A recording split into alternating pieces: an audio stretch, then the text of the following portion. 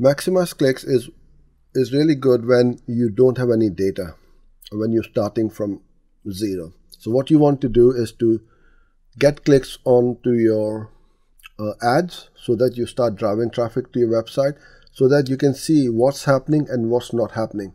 Because if you're not getting any traffic, then you will not know where the problem is, whether it's the campaign targeting, the keywords, the ads, the landing page or the website, or actually the offer or the product.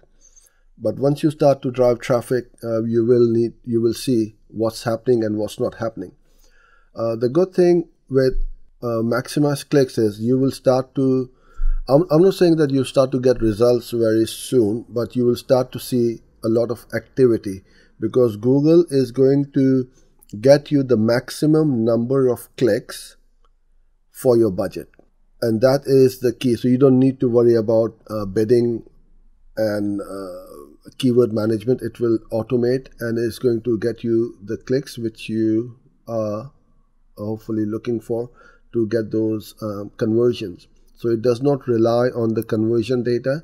It's only looking to get you the clicks, and you'll find that you're getting very high average CPC, which are likely to obviously lead to that conversion.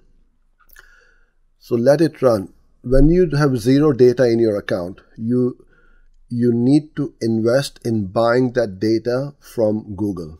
It's not about wasting money. 99% of people who I see and meet, they say, well, it's wasting my budget. No, it's not, because we are buying data to make data-driven decisions.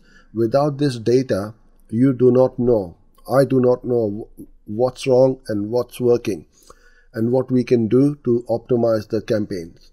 So what you got to do is you just make sure that you set up a maximum bid amount when you're running maximize clicks. So you can say, well, I don't want to bid more than $10 or $5, and then Google is going to restrict that.